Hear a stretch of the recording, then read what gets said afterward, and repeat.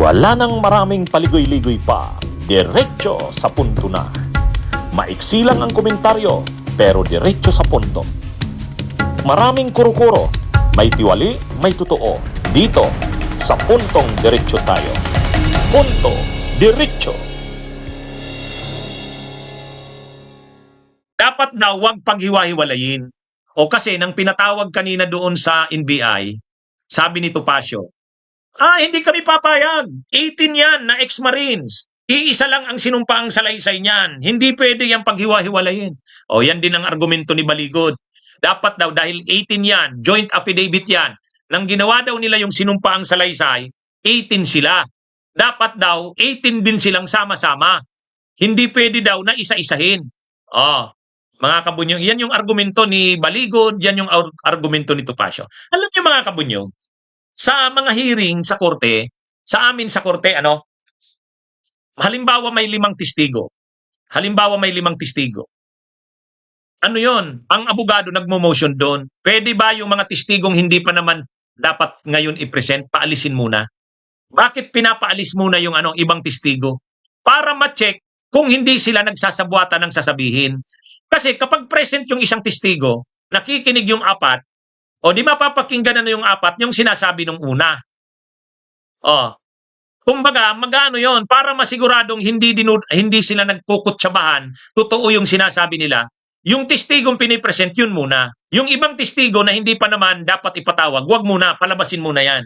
Ganun ang rule sa korte. Bakit? Para pag pinatawag yung pangalawang testigo, pag tinanong mo yun tungkol dun sa kwento, dapat consistent yung kwento niya, pareho nung nauna. Yung pangatlo na naman testigo, yung kikwento niya, dapat consistent sa kwento nung una at pangalawa. Kung nandun sila, nakikinig sila sa sinasabi ng bawat isa, posibleng nagkukutsabahan yan. Dapat hindi. Dapat matest mo yung credibility kung talagang totoo or hindi nagsisinungaling. Ito, matitest mo talaga ito kung nagsisinungaling ang mga ito, isa-isa mong ipatawag. Isa mong ipatawag. Yung isa, anong sasabihin niya? Yung isa, anong sasabihin niya? Kapag yan, ang ginawa kasi nila, sama-sama yung 18 sa isang affidavit. Ang tawag nila, joint affidavit. Tapos, ang gusto nila sa investigasyon ng NBI, sama-sama na naman yung 18. Hindi daw pwedeng pa isa-isa. Yan yung inaargumento ni Baligod sa ni Topacio. Hindi pwede yan. Kasi 18 naman yan na ex-Marines na sama-samang gumawa ng sinumpaang salaysay. Kaya, sabi ni Baligod, kapag pinatawag mo yan ng isa-isa, maraming abogado ang kakailanganin yan. Bawat isa dyan, bibigyan namin ng abogado.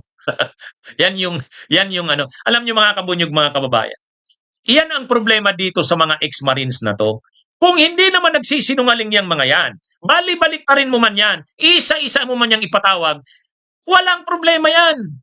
Di ba? Ano man ang gawin ng NBI sa kanila, kausapin man sila pa isa-isa, kung talagang totoo sila at hindi sila nagsisinungaling, walang dapat ikatakot si Baligod, walang dapat ikatakot si Topacio, walang dapat ikatakot si Defensor. Yan ang problema sa mga ito. Gusto nila na lumabas. Gusto nilang lumabas yung katotohanan. Sabi nila, katotohanan ang alam nitong mga ex-Marines na to. O sige, tingnan nga natin, alamin natin ang background ng bawat isa. Kasi ang sabi nila, lahat sila empleyado ni Saldico. Okay, lahat daw sila naghatid ng mga pera, mali-malitang pera. Ang tanong, sama-sama ba kayong 18? Sasabihin nila, hindi. May pagkakataon na kaming 3 ang magkasama, may pagkakataon na yung 4. Okay, ang sabi kasi ng ombudsman, pwede bang gumawa kayo ng sinumpaang salaysay, bawat isa, kung ano lang yung nalalaman mo. Halimbawa, yung isa, na-recruit siya sa opisina sa trabaho kay Saldico kailan. Tapos saan siya naka-assign? Sa anak ni Saldico? Sa asawa ni Saldico? Tapos minsan, inuutusan siya ni Saldico na mag-deliver. Saan-saan siya nautusan? Pag-deliver ba kay Estela Kimbo? Pag-deliver kay JJ Suarez? Kailan kayo nag-deliver? Ilang malita ang diniliber nyo? Ilan ang laman nun? Sino-sino kayong magkakasama? Saan kayo pumunta? Anong araw? Anong pitsa? Anong sasakyan ang ginamit nyo? Ibig sabihin, iba-iba talaga dapat ang kwento ng bawat isa. Yun ang sinasabi ng ombudsman. Kasi gusto nila, sampahan ng kaso ng ombudsman yung mga congressman. Di ba? Kaya nga sila lumapit sa ombudsman para yung ombudsman sampahan ng kaso yung mga kongresista at mga senador na tumanggap ng mali-malitang pera. Okay. Pero ang sabi ng ombudsman, para maayos, gawa natin ng hiwa-hiwalay na affidavit itong mga ex-marines na to. Tama naman Kasi kung papadalhan mo ng subpina, si Stella Kimbo, i-attach mo kay Stella Kimbo yung testigo laban sa kanya. Sino ba doon sa 18 ex-marines ang nag-deliver kay Stella Kimbo? I-attach mo doon kay Stella Kimbo yung testimonya, yung sinumpaang salaysay nung ex-marines na nag-deliver sa kanya. Yun namang nag-deliver kay JJ Suarez, i-attach mo na naman sa subpina kay JJ Suarez, yun namang ex-marine na nag-deliver sa kanya. Ganun yun. Hindi naman pwedeng tama yung punto ng ombudsman. Sabi ng ombudsman, para may laban tayo sa kasong to, matibay, kung ano lang yung nalalaman ng bawat marines, sabihin nyo lang sa salaysay nyo. Huwag kayong gumawa ng sinumpaang salaysay na lahat na kayo, 18. Iba-iba na. Bakit? Sama-sama ba kayo? Sabay-sabay ba kayong kinuha ni Saldico? Lahat ba ng trabaho nyo pare-pareho? Iba-iba yun. Iba-iba yun. Kaya, kumbaga, kung magsasampa ng kaso, sino ang kakasuhan ng ombudsman? Si JJ Suarez, si Stella Kimbo, si Martin Romualdez. Anong i-attach mo kay Martin Romualdez? Ang i-attach mo kay Martin Romualdez, yung nag-deliver na Marines. Sino dun sa mga Marines na yon ang nag-deliver kay Martin Romualdez? Yung sinumpaang salaysay lang niyon, ang i-attach mo doon. Diba? Ganun yun. Kaya ngayon, ang sinasabi nila Topacio, hindi, huwag niyong pag-iwa-iwala yung 18. Ano ba yan? Kung gusto talaga nila nakasuhan yung mga kongresista at mga senador at yung mga opisyal ng gobyerno, gawan ng matibay na sinumpaang salaysay. Yung nakakaalam ng pag-deliver kay Martin Romualdez, yun lang ang samahin sa isang sinumpaang salaysay. Yun namang nag-deliver kay Stella Kimbo, another sinumpaang salaysay. Kasi hindi naman 18 yung sama-sama di ba? Ano yan? Kaya ang problema, ayaw nila. Yan ang problema dito kila Baligod at Topacio. Gusto nila magsampa ng kaso ang ombudsman. Gusto nila kasuhan ng ombudsman yung mga kongresista. Imbestigahan ng ombudsman. Okay. Pero, syempre, anong gagawin ng ombudsman?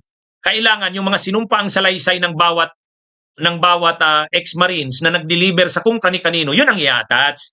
Para matibay. Para matibay. Wala, hindi naman seryoso talaga ito. Ang gusto lang nito, propaganda. Ang tama yung sinasabi. Ang gusto lang ng mga ito, gatungan. Mag-create ng kaguluhan para mag-create yung political tipping point. Propaganda lang to. Hindi tama. Kung gusto mo talaga ng seryosong kaso, ayusin mo. Yun ang ginagawa ng ombudsman. Kaya yung argumento nila Topacio sa kani Baligod, bakit daw paghihiwalay? Problema kung paghihiwalayin. Anong problema doon? Gagawan nga ng sinumpaang salaysay na bawat Marines mayroong sinumpaang salaysay. Hindi yung isahan. 'Di ba? Ngayon, kung ayaw niyong sumunod sa ombudsman, di wag na, kayo na, bahala na kayo. 'Di ba? 'Di ba? Ganun 'yun. Sino ang magsasampa ng kaso? Ombudsman. Pero ang gusto nitong mga itong mga abogadong ito, si Baligod at saka si Topacio, gusto nila, mas magaling pa sila sa mga abogado ng ombudsman. Hindi naman pwede yan. Kung gusto mong sampahan ng kaso, yung mga kongresista na yan, mga senador, ang magpapile ng kaso niyan, ombudsman. Itong mga ito, magigilang yan, private prosecutors lang yan, pribadong prosecutors. Pero ang magpo-prosecute ng kaso, abogado ng gobyerno kasi people of the Philippines yan. Ano ba klase itong mga to? Hindi ba nila naintindihan yan? Kaya nga mayroong tinatawag na public prosecutor, private prosecutor. Pwede bang makialam sila Baligod at saka sila Topacio sa kasong isasampa ng ombudsman? Yes! Pero private prosecutors lang sila. Ang magrerinda talaga kung anong gagawin, anong isasampang kaso, sino ang kakasuhan, gobyerno yan, fiscal yan, public prosecutors yan. Sa case na yan, ombudsman yan. Pwede lang silang tumulong pero hindi kayo ang Kayo yung mas marunong pa sa ombudsman, ay di kayo na lang yung mag-ombudsman, di ba? Ganun yan. Sa amin, may mga kaso, di ba? Kasong kriminal. Pag criminal case, oh, yung nagreklamo, yung complainant, may pera siyang pambayad sa private. Anong mangyayari doon sa private na lawyer? Private prosecutor lang yon. Sino ngayon ang magdadala ng tiyempo pagdating sa korte? Yung public prosecutor. Yung private prosecutor, ano lang yon? Nag-a-assist lang yon. Ang gusto lang na masiguro noon, yung civil aspect ng kaso. Pero yung criminal aspect, hindi na yan kontrolado ng private lawyer. Kasi people of the Philippines na yan. Di ba? Itong mga ex-marines na ito, kung sasampahan ng kaso sa ombudsman yung mga kongresista, people of the Philippines na yan, hindi na sila ang complainant doon, witnesses na lang sila. Kaya, hindi nila pwedeng diktahan ang ombudsman dyan. Kaya sinabi ng ombudsman, gawan nyo ng affidavit na hiwa-hiwalay. Ayaw ninyong sumunod. O di sige, bahala kayo. So, hindi namin hahawakan yung kaso na yan. Di ba? Yan ang problema dito kila Baligod sa kila Topacio. Marunong pa. Gusto nilang ang gobyerno umaksyon, katulad ng ombudsman, and yet, ayaw nilang sundin. Sinabi na ni Ombudsman Buying ayusin nyo yung affidavit. Gawan nyo ng affidavit ng bawat isa para mas tama at mas matibay. Ayaw nila. O di sige, bahala kayo. Di ba? So ibig sabihin, hindi naman talaga sila seryoso na kasuhan yung mga yung mga dapat kasuhan. Propaganda lang talaga ang habol nila. Di ba? O yan mga kabunyog, mga kababayan. Bunyog, bunyog, halikan na kasama ka. Bunyog, kapag buklod ay may pag-asa. Luzon, Visayas, Mindanao, isa ang pananaw.